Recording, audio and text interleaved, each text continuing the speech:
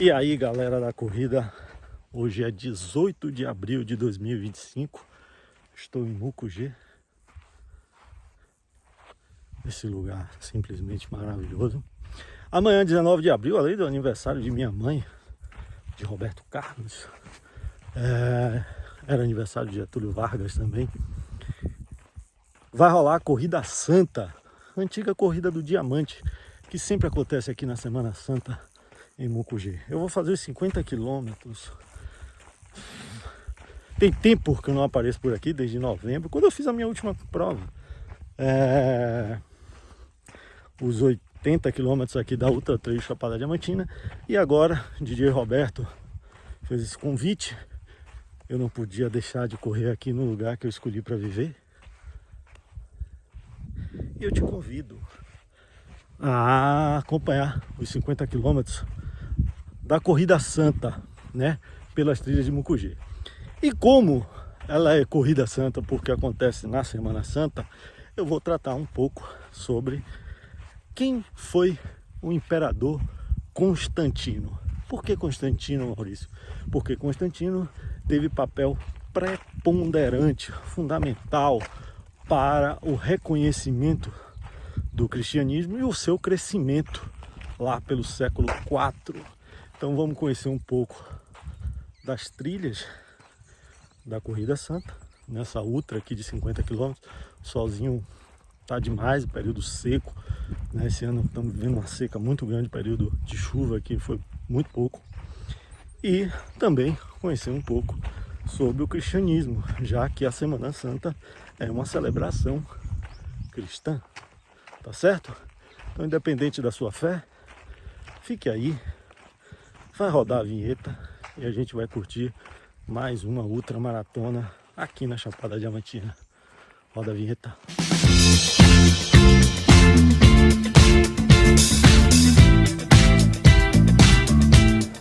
Hoje, 19 de abril, hora da largada, aqui na Praça dos Garimpeiros. A largada é ali. Vim aqui para fugir um pouco da música. Vai começar, mas quero, antes de começar essa bagaça, esses 50 quilômetros, dedicar o programa de hoje à minha mãe, que é aniversariante, 70 anos, da minha genitora. Então, dedicar a ela, certo? A Corrida Santa é a sua primeira edição. Sempre acontecia aqui no sábado de Aleluia, aqui no Mucugê, a Corrida do Diamante.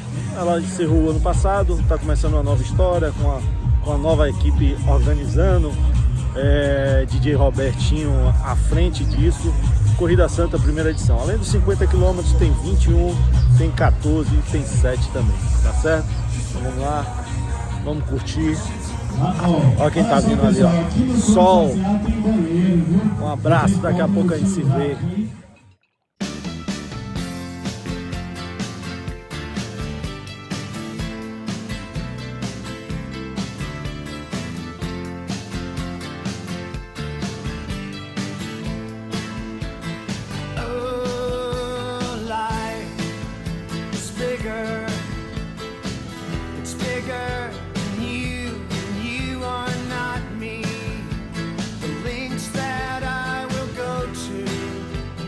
Distance in your eyes. Oh no, I've said too much. I set it up. That's me in the corner. That's me in the spotlight, losing my religion, trying to keep up. Don't know if I can do it. Oh no, I've said too much. I haven't said enough. I thought that I heard you laughing. I thought that I heard you sing. I think I thought I saw you try. Every whisper, every waking hour, I'm choosing my confessions, trying to keep eye on you. like a hurt, lost and blind. Oh, oh, oh no, I've said too much. I set it up. Consider this, hint of the century. Consider this slip that brought me to my knees, pale. No programa de hoje, vocês vão saber um pouco sobre a história de Constantino, rei, imperador romano, que unificou os dois impérios, do Oriente e do Ocidente, criou a cidade de Constantinopla e foi fundamental para o cristianismo, né? E como a gente está na Semana Santa, foi o tema escolhido por mim. A gente vai falar sobre Constantino, tá bom? Então, eu gravei tudo ontem para não atrapalhar aqui os 50k. Daqui a pouco, quando eu entrar aí fazendo as passagens para falar da história de Constantino, mas seguimos aqui, vai fazer um calor daqueles, já tá mormaço, enfim. Mas como diz meu irmão, que é o ser ultramaratonista reclamar de sol não pode. Vamos lá. Então vamos lá entender quem foi Constantino. Constantino nasceu onde hoje é a Sérvia, né? Numa região onde hoje é a Sérvia. Ele era filho de Constâncio e Helena, mas Helena não era esposa de Constâncio, então era uma de suas concubinas. Constâncio era César do Império do Ocidente. Então, para vocês entenderem, naquele período, final do século III, início do século IV, o Império Romano tinha uma tetrarquia, ou seja, um César e um Augusto no Império do Ocidente, um César e um Augusto no Império do Oriente. Então, Constâncio, pai de Constantino, é o César do Império do Ocidente. E Diocleciano, que era o Augusto do Império do Oriente, ao nomear Constâncio como César do Império do Ocidente, leva Constantino para o Oriente, onde ele vai estudar, inclusive ter estudos militares, né? Afinal, a partir de agora, apesar de não ser um filho legítimo do casamento, Constantino era filho de um César, né? Dessa tetrarquia que existia no Império Romano naquela época. Em 305 d.C., Constâncio, pai de Constantino, vira o Augusto do Império do Ocidente. Enquanto isso, Galério é o Augusto do Império do Oriente. Eu tinha falado a vocês que Constantino estava no Oriente estudando e Galério não deixa Constantino sair do Oriente. Ao mesmo instante, Galério nomeia Flávio Severo Valério como César do Ocidente, ou seja, Galério, que era o Augusto do Oriente, era quem tinha mais poder. E ele não deixa Constantino sair do Oriente, ele justifica que Constantino tem um grande líder militar e ele não quer que Constantino saia de lá, mas não é por isso. Ele quer manter Constantino como seu refém, para que Constâncio, Augusto do Ocidente, não tente unificar os impérios. Só que Constantino consegue fugir do Império do Oriente e ir para a Bretanha, onde seu pai participa de algumas lutas. Inclusive em 25 de julho de 306 d.C., ou seja, um ano apenas após Constâncio ter se tornado o Augusto do Império do Ocidente, Constâncio morre no dia 25 de julho. E Constantino está na batalha junto com seu pai. E é ele, inclusive, quem fecha os olhos quando seu pai morre. E naquele momento, Constantino é nomeado pelas tropas leais a seu pai como o imperador, o Augusto do Império do Ocidente. E isso vai causar um baita de um problema que a gente vai ver daqui a pouco. Consider this, hint of the century. Consider this slip that brought me to my knees, pale. What if all these fantasies come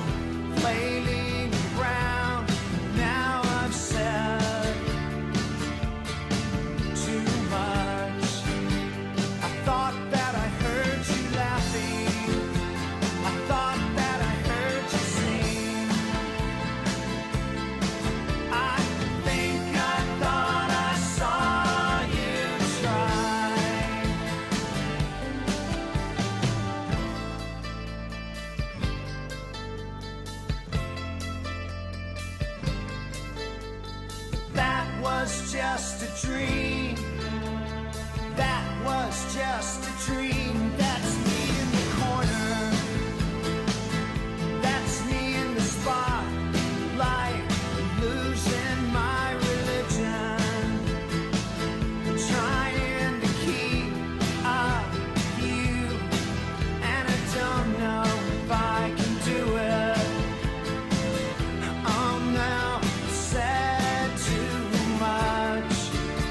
I haven't said enough. I thought that I heard you laughing. I thought that I heard you sing. I think I thought I saw you try, but that was just a dream. Try, cry, why try? That was just a dream, just a dream, just a dream, dream.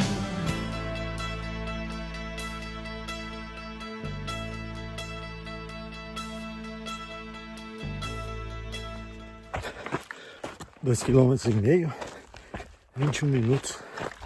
A gente largou às 8 horas, certo? Primeiro largou 50, depois vai largar o 21, depois o 14, depois o 7. E a galera do 21 já começando a repassar aí. Então, depois da morte de Constâncio e a nomeação por parte das tropas leais a Constâncio de Constantino, seu filho, como Augusto do Império do Ocidente, começa uma verdadeira guerra civil nos dois impérios, em busca dessa tetrarquia, né, dessas 4 vagas. O César, que é o líder militar, e o Augusto, que é o imperador. Então, existia o César e o Augusto no Império do Oriente, o César e o Augusto no Império do Ocidente. Só que para essas 4 vagas existiam 6 pretendentes. Eu vou falar o nome dos 6 editado aqui, porque eu não consigo gravar. Mas vamos lá. Galério, Maxêncio, Maximiano, Maximino, Licínio, Domício e o próprio Constantino. Então, toda essa turma aí, na verdade eram 7, Maurício, não 6, na luta por 4 vagas. Bem, a guerra civil com esses 7 nomes começou em 306. E aí, 28 de outubro de 312, ou seja, 6 anos, houve uma batalha no norte de Roma e tinha sobrado apenas na disputa pelo poder pelo Império do Ocidente Constantino e Maxêncio. E Constantino venceu essa batalha. E as tropas de Constantino travaram a luta com um sinal da cruz cristã, né, entre os seus equipamentos, entre os seus adornos. E isso foi, para os cristãos da época, um sinal de que Constantino poderia, que aquilo existia uma proteção divina. Enfim, tinha um viés religioso ali, apesar de Constantino, em momento algum, naquela data, ter qualquer relação ainda com os cristãos. Então, Constantino entra em Roma com a cabeça de Maxêncio espetada numa lança e se torna o Augusto do Império do Ocidente, enquanto Licínio tinha vencido a batalha lá no Império do Oriente. Daqui a pouco a gente vê a sequência de como isso acaba.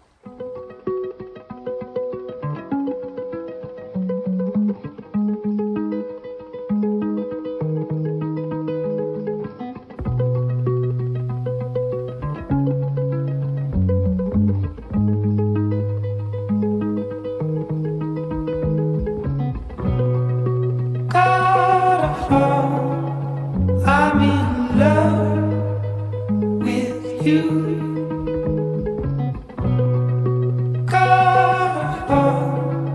Why am I love? I'm sending out signals from me, sending out signals,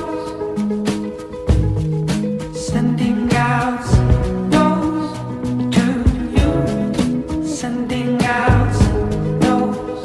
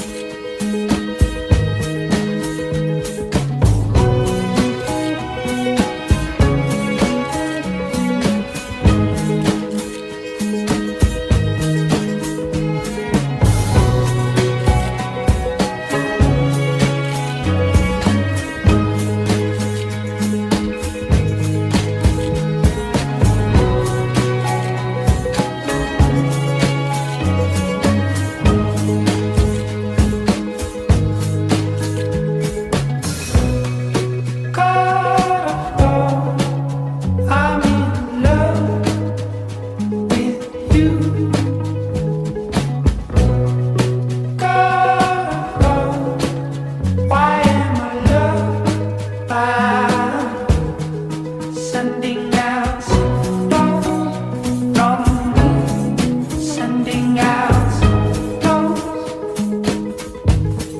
sending out notes to you, sending out notes.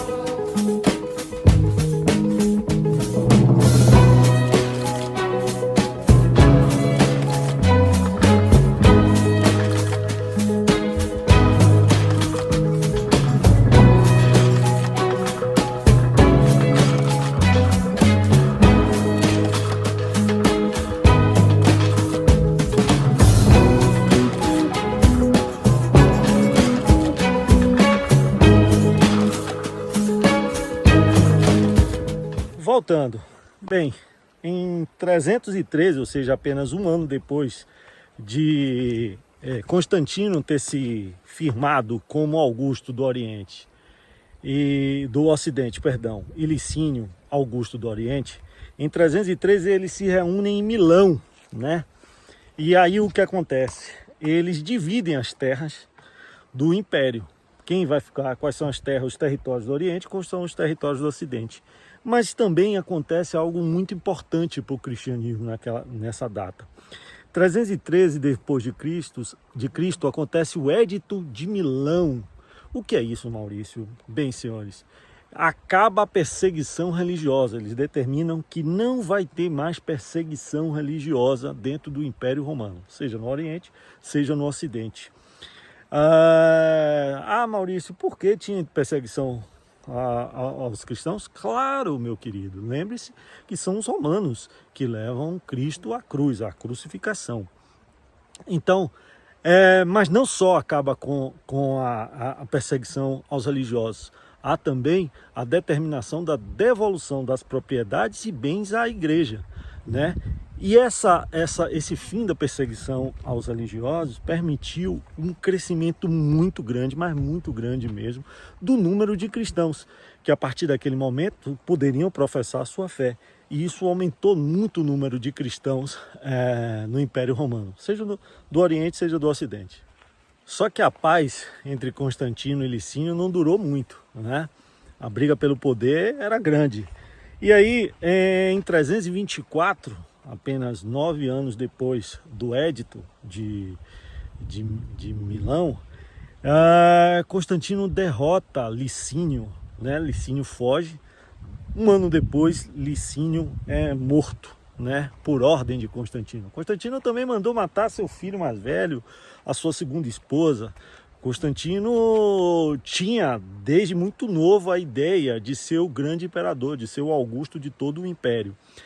E aí, após 40 anos, o Império Romano é unificado. Não existe mais Império do Oriente nem Império do Ocidente. E qual foi a ideia de Constantino? Preciso criar uma nova capital para esse império. E ele pensa inicialmente em Troia. Troia é uma cidade mítica na região da Grécia, onde tem o livro de Homero, né? A Ilíada e a Odisseia. Quem não leu ainda precisa ler.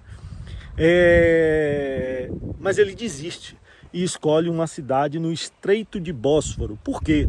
O Estreito de Bósforo era estratégico para a defesa, para o contra-ataque, e também é um local que está bem na divisão da Ásia e da Europa. E ele cria Constantinopla, a cidade de Constantino, que passa a ser a nova capital do Império Romano. Onde é Constantinopla hoje, Maurício? Istambul. Então, nesse momento, Constantino consolida o seu poder. Ele unifica tanto o Império do Oriente como o Império do Ocidente e é o grande imperador de Roma naquele momento.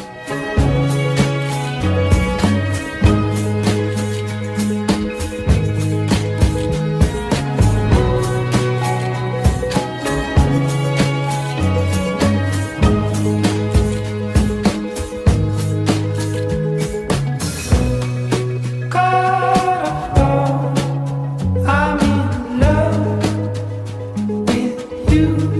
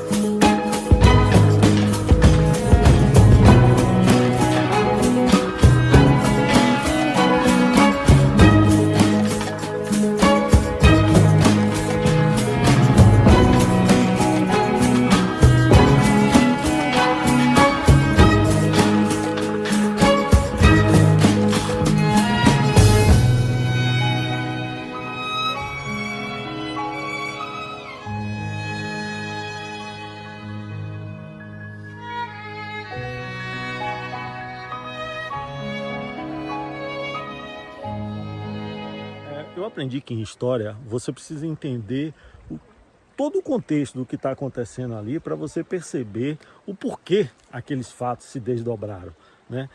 Os fatos não acontecem assim do nada, né?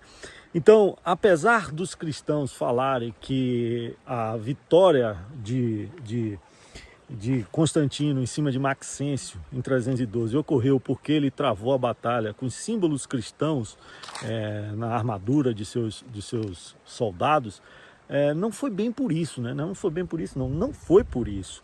O que Constantino queria era consolidar o seu poder. Então, a decisão de Constantino é uma decisão política.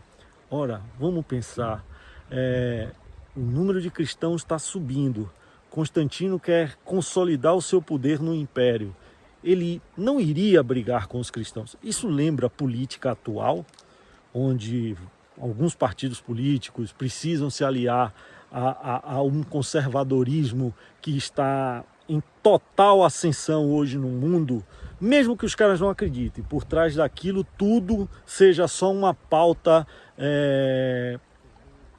anarcocapitalista que esteja por trás, né? Mas você precisa entender o que está acontecendo ali e fazer o jogo político. Então, naquele período, o cristianismo era considerado uma seita do judaísmo, tá? Gente, a gente precisa estudar muito, ler as coisas para poder entender. Outro dia tinha uma turma defensora de golpe, né? Dizendo, com a bandeira de Israel, falando que o judaísmo é cristão. Então, é uma loucura, é uma insanidade que a gente vive. Então, naquela época, o cristianismo era entendido como uma seita do judaísmo, a seita dos nazarenos, né? E Constantino percebeu que precisava politicamente dessa massa de cristãos, de pessoas que praticavam o cristianismo, que ainda não era religião oficial, para poder consolidar o seu poder. E em 23 de maio de 325, ou seja, mês que vem, completa 1700 anos do quê? Do Concílio de Nicéia. O Concílio de Nicéia é muito importante para a história, né? Para a organização política, para o desenvolvimento do mundo.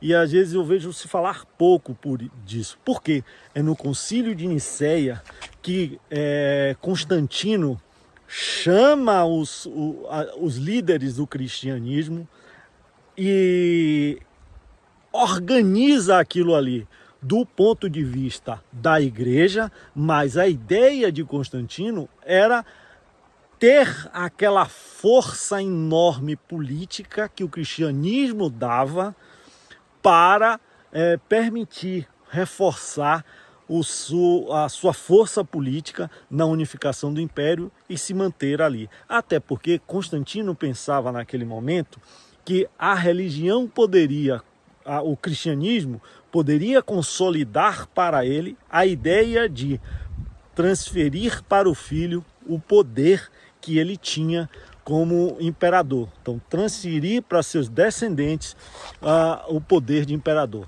Então, o que foi que ficou definido no Concílio de Nicéia? Muitas coisas foram definidas no Concílio de Nicéia, mas uma das mais importantes, sem dúvida, é o Credo Niceno. O que é isso? São várias definições, mas a mais importante: Jesus é Filho de Deus.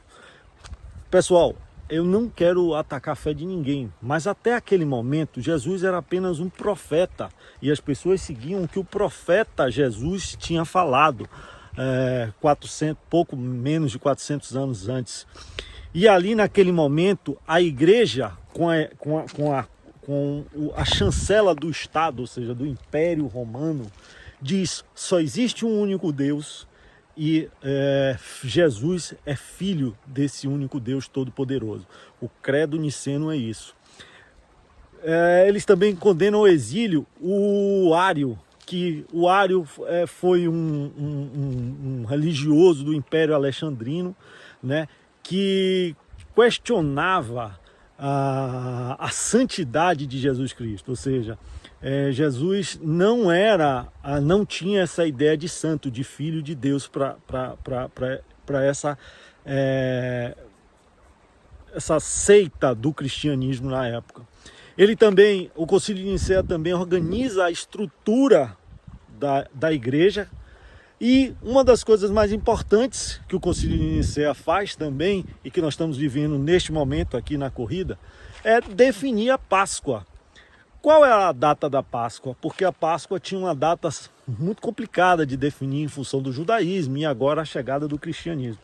E ficou definido que a Páscoa cristã vai sempre ocorrer na primeira lua cheia. E se você estiver assistindo ao vídeo exatamente assim que eu coloquei aqui, assim que eu postei, na Semana Santa de 2025, você vai lembrar que na semana passada foi lua cheia. Então, a Páscoa sempre vai ocorrer na primeira lua cheia após o equinócio de primavera para o hemisfério norte e o equinócio de outono para o hemisfério sul, onde nós estamos. Ou seja, no final de semana, após a primeira lua cheia de 21 de março. 21 de março passou. Qual a primeira lua cheia? Dia tal. Uma semana depois é a Semana Santa. Então o Concílio de Nicéia é muito importante para a formação, porque entender o cristianismo, entender a formação do cristianismo, entender quem foi Jesus Cristo, sem necessariamente ser adepto de alguma religião, é fundamental para você entender a história da humanidade nesses últimos 2000 anos, 2000 e poucos anos, porque ela definiu muito, inclusive da política, e define até hoje.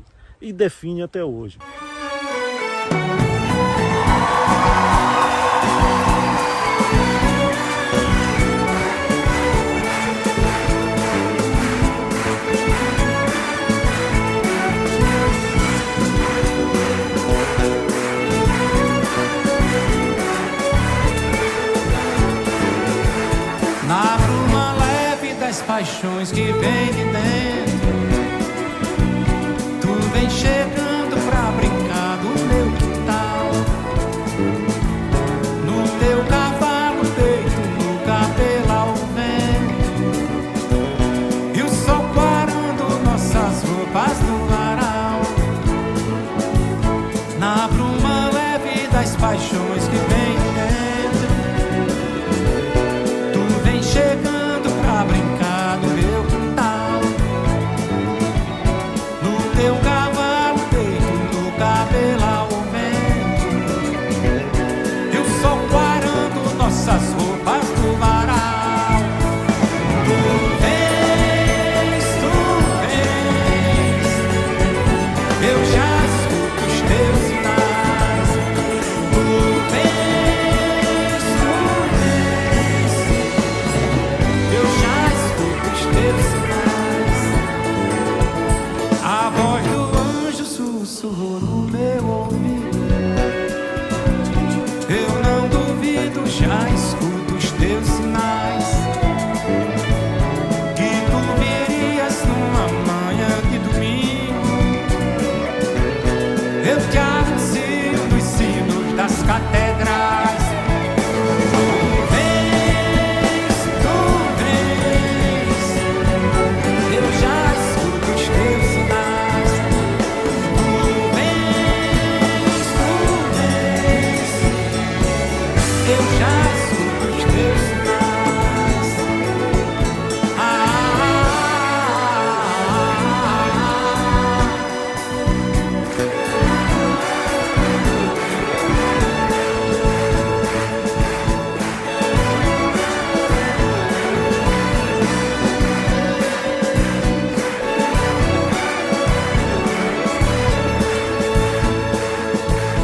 Na bruma leve das paixões que vem de dentro, tu vem chegando pra brincar no meu quintal. No teu cavalo deito, no cabelo ao vento, e o sol quarando nossas roupas no varal.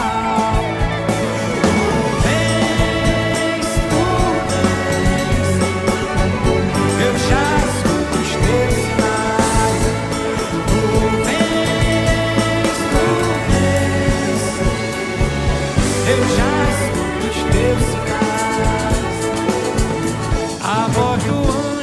sussurrou no meu ouvido. Eu não duvido, já escuto os teus sinais. E o ritmo foi lá pra cá do chapéu. Essa parte aqui é muito travada, né? E lá na frente a gente tem a subida do Teto Preto. Então o ritmo subiu muito. Trilha acima, velho. Você acha que eu vou imprimir um ritmo? O terreno vem e ele diz, não, não é nada disso. Vamos nessa.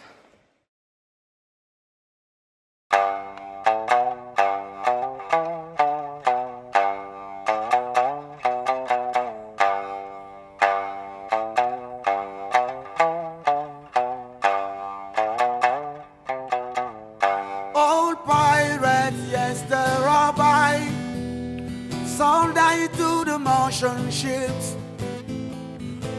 Minute after they took I from the bottomless pit.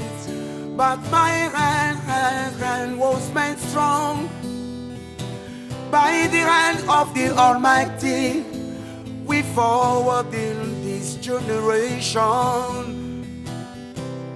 triumphantly. Won't you live to see another songs of freedom? It's all I ever heard. Redemption song, redemption song. Emancipate yourselves from mental slavery. None but ourselves can free our minds. Have no fear for atomic energy, 'cause none of them can stop the time. And how long shall they kill our prophets while we stand aside and look? Começou a temida subida do Teto Preto. E ela tem esse nome simplesmente porque as pessoas alegam que ela exige tanto esforço, que você termina vendo o teto preto, você desmaia. E ano passado eu tava aqui no 30 e poucos e eu desisti aqui. Eu comecei realmente a passar mal aqui. E fui pra casa imediatamente. Então vamos lá. 12 km. Nem 12. Vai chegar a 12 agora. Part of it, well, we've got to fulfill the book. Won't you help me sing another song of freedom? It's all I ever had. Redemption song, yes Lord. Redemption song. Redemption song.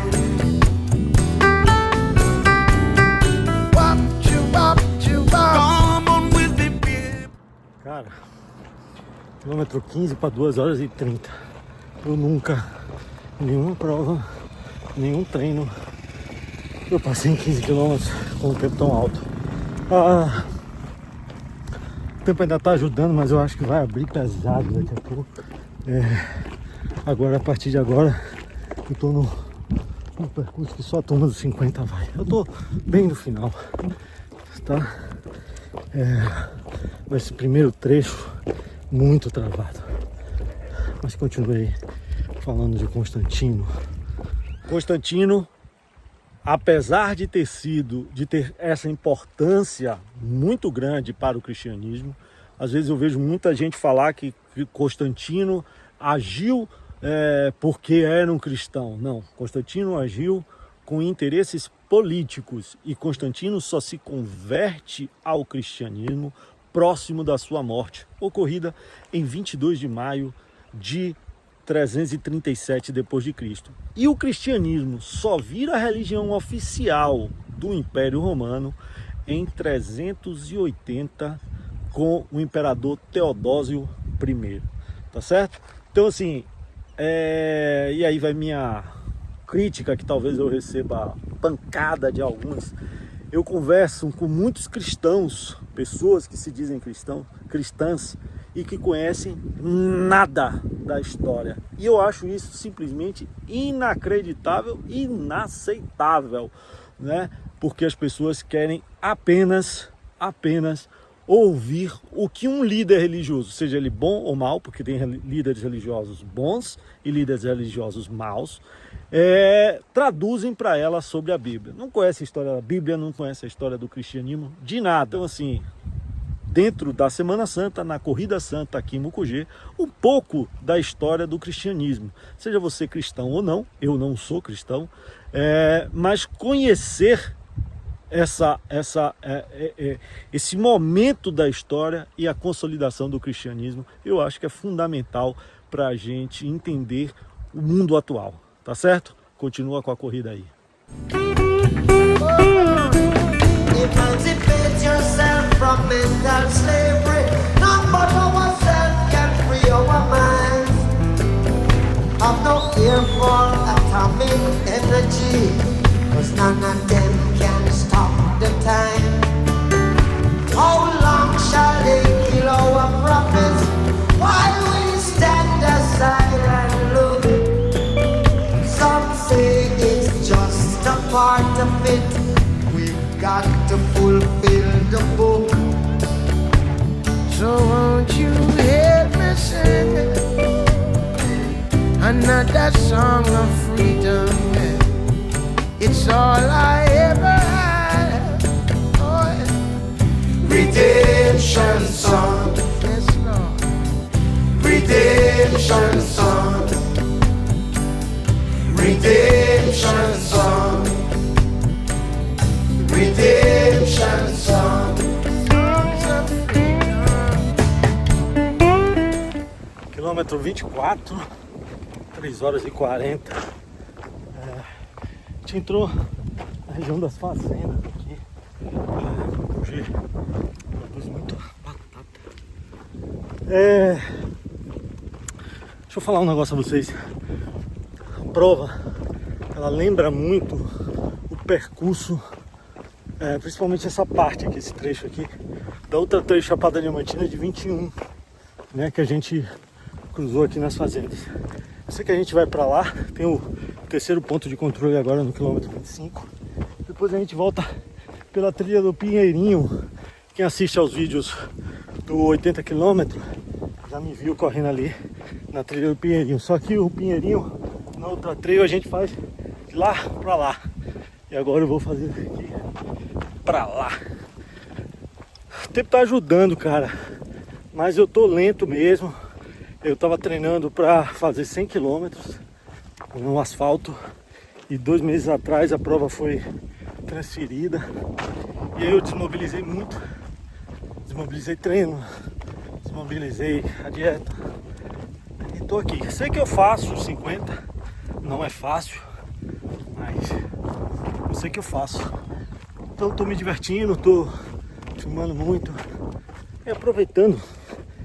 Cabeça de ultramaratonista tem que aguentar a pressão, né? Vamos lá, ainda falta mais da metade com o cruzeirão ainda. Ótimo. Come on with me, children. Emancipate yourself from mental slavery.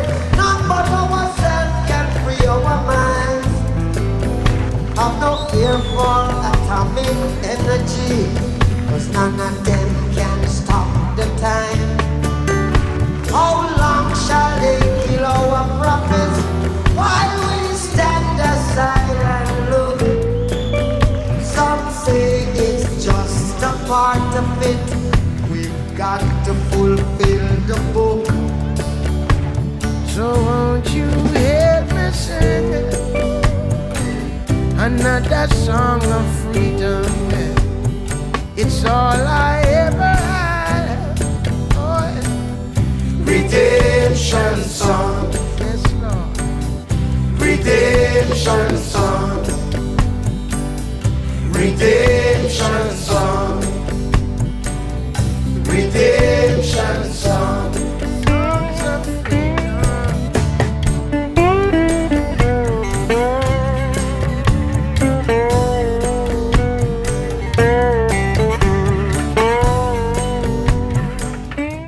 quilômetro 28,5 e algo que nunca aconteceu comigo, aconteceu uns 2 quilômetros mais ou menos. Cheguei pro mole, torci o joelho esquerdo e sinceramente tem sido, eu não consigo achar uma posição adequada, a dor lateral aqui ao joelho e eu vou, acho que faltam mais uns 2 quilômetros para sair da trilha e aí não há a menor possibilidade de eu continuar, porque não faltava, vamos chegar no final da trilha, 20 quilômetros, uma subida e uma descida do cruzeirão, que eu só vou arrebentar o jogo, arrebentar, então a dor é lateral, tô com medo de ligamento.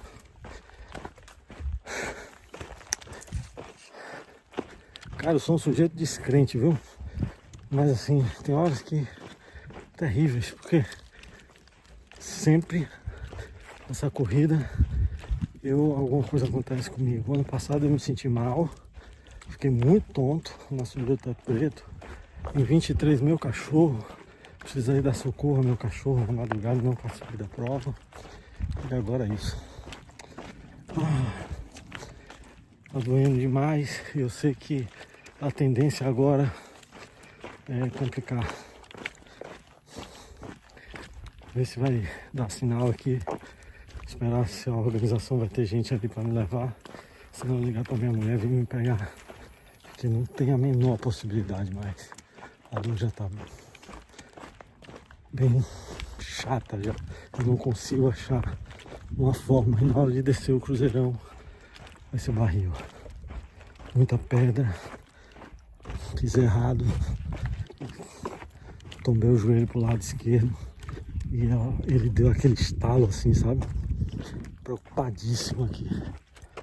Vamos lá. Então, pessoal, eu desisti realmente no quilômetro 31, né? Meu amigo Fio já estava na trilha, dando apoio, dando suporte, me viu lá mancando. Correu, foi chamar o pessoal da organização e no quilômetro 31 eu fui resgatado por Luciano, o pessoal dos bombeiros civis estavam lá me dando toda a atenção e me trouxeram de volta para Mucugê. Acho que o problema não é tão grave quanto eu imaginei. Minha esposa, que é fisioterapeuta ontem, me ajudou muito. Tá melhor hoje, ainda tá dolorido, óbvio.